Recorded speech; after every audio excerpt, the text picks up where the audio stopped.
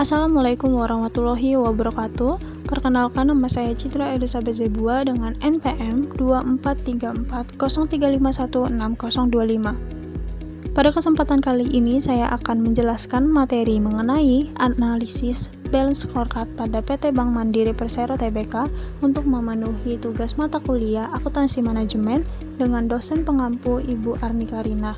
Sebelum kita membahas materi lebih lanjut, kita harus mengetahui apa sih yang dimaksud dengan balance scorecard.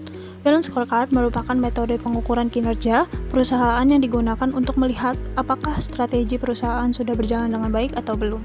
Kalau biasanya perusahaan hanya fokus melihat keuntungan atau laba saja, balance scorecard melihat perusahaan secara lebih luas. Jadi tidak hanya dari sisi keuangan, tetapi juga dari sisi pelanggan, proses operasional perusahaan, dan perkembangan sumber daya manusianya. Dalam penelitian ini, balance scorecard diterapkan pada PT Bank Mandiri karena Bank Mandiri memiliki perkembangan yang sangat pesat, terutama dalam layanan digital banking seperti Livin by Mandiri dan Kopra by Mandiri. Selain itu, Bank Mandiri juga memiliki kinerja keuangan yang stabil dan terus meningkat setiap tahunnya. Melalui balance scorecard, Bank Mandiri dapat mengetahui apakah strategi perusahaan sudah berhasil dalam meningkatkan keuntungan, menjaga kepuasan nasabah, memperbaiki proses operasional, dan meningkatkan kualitas SDM perusahaan. Nah, ini ada sedikit penjelasan dari company profile PT Bank Mandiri Persero Tbk, merupakan salah satu bank terbesar di Indonesia yang bergerak di bidang jasa keuangan dan perbankan. Bank Mandiri didirikan pada tahun 1998 sebagai hasil penggabungan 4 bank milik pemerintah. Bank Mandiri menyediakan berbagai layanan perbankan seperti corporate banking, retail banking, digital banking, investasi, hingga pembiayaan UMKM. Saat ini, Bank Mandiri juga terus melakukan transformasi digital melalui layanan seperti Livin by Mandiri dan Kopra by Mandiri agar transaksi menjadi lebih cepat, mudah, dan praktis bagi masyarakat. Selain memiliki jaringan kantor cabang yang luas di seluruh Indonesia, Bank Mandiri juga memiliki peran penting dalam mendukung pertumbuhan ekonomi nasional melalui penyaluran kredit dan pembiayaan usaha. Dalam balance scorecard terdapat 4 perspektif utama yang digunakan untuk menilai kinerja perusahaan. Perspektif yang pertama yaitu perspektif keuangan yang digunakan untuk melihat keuntungan dan kondisi keuangan perusahaan. Yang kedua, perspektif pelanggan yang digunakan untuk menilai kepuasan dan loyalitas nasabah terhadap layanan perusahaan. Perspektif yang ketiga yaitu perspektif proses bisnis internal yang berfokus pada efektivitas operasional perusahaan dalam memberikan layanan kepada pelanggan. Dan perspektif terakhir yaitu pembelajaran dan pertumbuhan yang digunakan untuk melihat pengembangan SDM, teknologi, dan inovasi perusahaan untuk mendukung pertumbuhan di bisnis di masa depan. Keempat perspektif ini saling berhubungan dan membantu perusahaan mencapai tujuan bisnis secara lebih efektif. Selanjutnya kita masuk membahas finansial perspektif. Pada perspektif keuangan, PT Bank Mandiri menunjukkan kinerja yang sangat baik. Perspektif ini digunakan untuk melihat kemampuan perusahaan dalam menghasilkan laba dan menjaga stabilitas keuangan perusahaan. Berdasarkan laporan keuangan Bank Mandiri, laba bersih perusahaan terus mengalami peningkatan selama 5 tahun terakhir.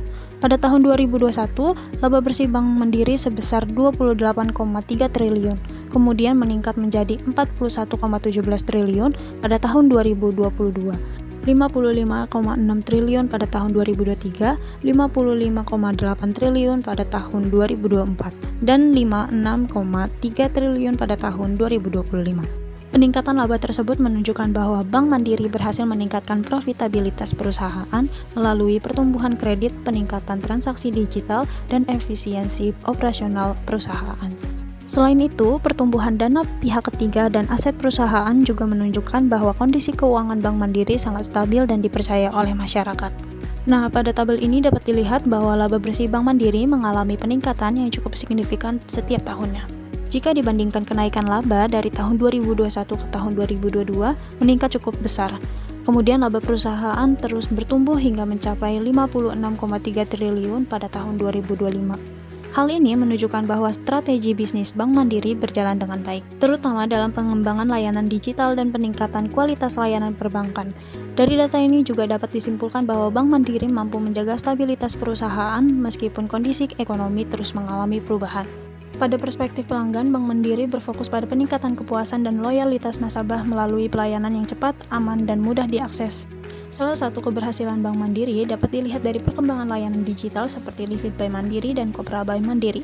Jumlah pengguna layanan digital terus meningkat karena masyarakat saat ini lebih memilih melakukan transaksi secara online dibanding datang langsung ke bank.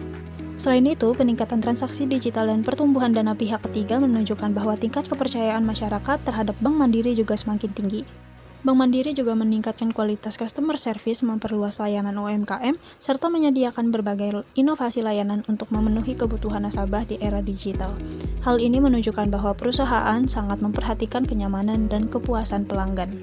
Pada perspektif proses bisnis internal, Bank Mandiri terus melakukan transformasi digital dengan meningkatkan kualitas sistem teknologi informasi, keamanan data, dan efisiensi proses operasional perusahaan. Bank Mandiri mengembangkan berbagai layanan digital agar transaksi dapat dilakukan dengan lebih cepat, mudah, praktis oleh nasabah. Selain itu, perusahaan juga memperkuat sistem cyber security untuk menjaga keamanan data dan transaksi nasabah dari risiko kejahatan digital. Pengembangan fitur layanan digital, peningkatan kualitas pelayanan, serta efisiensi operasional menunjukkan bahwa proses bisnis internal Bank Mandiri berjalan semakin efektif. Dengan operasional yang baik, perusahaan dapat meningkatkan kualitas pelayanan kepada nasabah sekaligus menekankan biaya operasional perusahaan. Selanjutnya yang terakhir, perspektif pada pembelajaran dan pertumbuhan. Bank Mandiri berfokus pada pengembangan sumber daya manusia, teknologi, dan inovasi perusahaan guna mendukung pertumbuhan bisnis jangka panjang.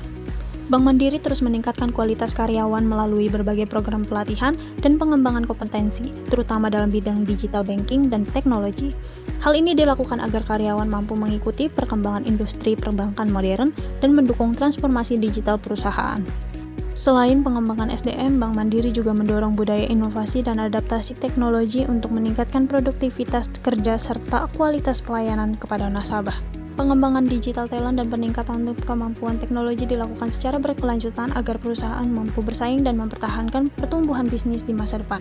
Kesimpulannya adalah berdasarkan analisis balance scorecard, dapat disimpulkan bahwa PT Bank Mandiri Persero Tbk menunjukkan kinerja perusahaan yang baik dari 4 perspektif, yaitu keuangan, pelanggan, proses bisnis internal, serta pembelajaran dan pertumbuhan.